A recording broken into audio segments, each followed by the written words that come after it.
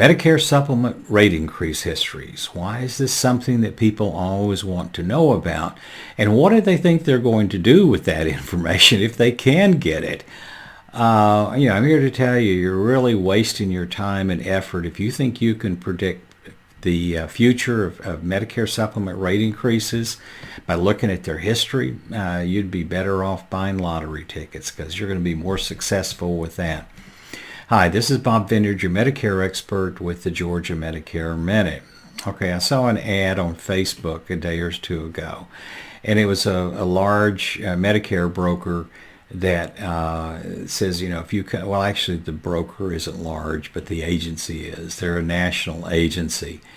And they had a teaser ad on there and said, well, hey, if you come over here, we'll give you a free report showing all the plans in your area, plus 5 years of Medicare supplement rate increase history.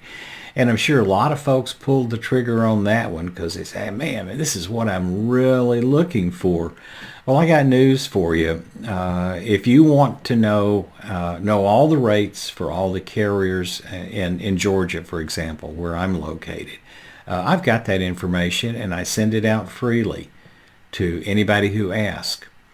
And but I won't send you Medicare supplement rate increase histories. I could, but I'm not going to do that because it is totally useless, completely useless. It's not going to help. And one of the reasons why, probably the biggest reason why it doesn't make any difference, is because carriers will come into a market and they'll stay here for maybe 2, 3, 4 years, and then they disappear. Once a carrier moves out of the area, the rate increases start coming along, usually in double digits, 10, 12, 15%. There was one carrier a few years ago that pulled out after just a few years in the state, and one of the rate increases they had, I saw recently, was 23%. You don't want to get locked into something like that. But and a carrier doesn't even have to leave the state. There have been a couple of large carriers, well-known national carriers, that just decided to change their rate structure.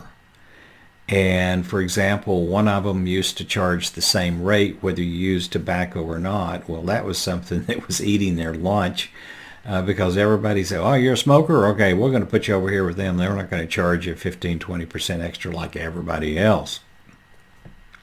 There was another large carrier that went from unisex rates, which means they charged the same rate for male and female as they did for they charge the same rate for male and female. Most of the carriers have a different rate for males versus females. Males are typically have a higher rate, females a lower rate, but this particular carrier said, we're going to be different. We're going to have unisex rates.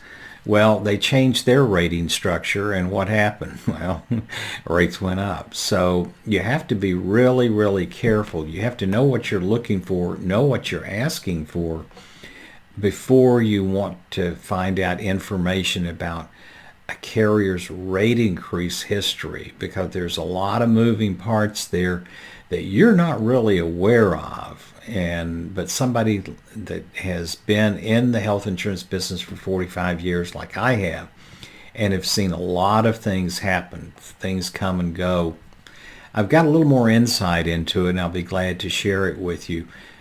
All you got to do is ask. I freely give out a rate report history. The G plan, for example, is popular and has been here in Georgia for several years now. And I have no problem whatsoever showing you all of the carrier G rates based on your age and zip and county and so forth. I do that all the time. It's usually a 2-page report, about 40 different carriers on there. Most of those carriers you don't have to worry about because they're either already overpriced or they've only been here for a few months or maybe a year or two, and they'll be gone very soon. So, there's a lot of information that people don't think to ask for. I always say, if you'd only known the right questions to ask, you might have gotten better answers. But unfortunately, most people don't know how to do that. And I'll walk you through it. I mean, that's what I do. I spend a lot of time on the phone answering your questions. Never get a sales pitch. I call it the no selling zone. And my hope is that by giving you information in ways that you can understand and just being straightforward, I'll earn a right to your business. So that's the way I approach things. It's different from everybody else, but so what?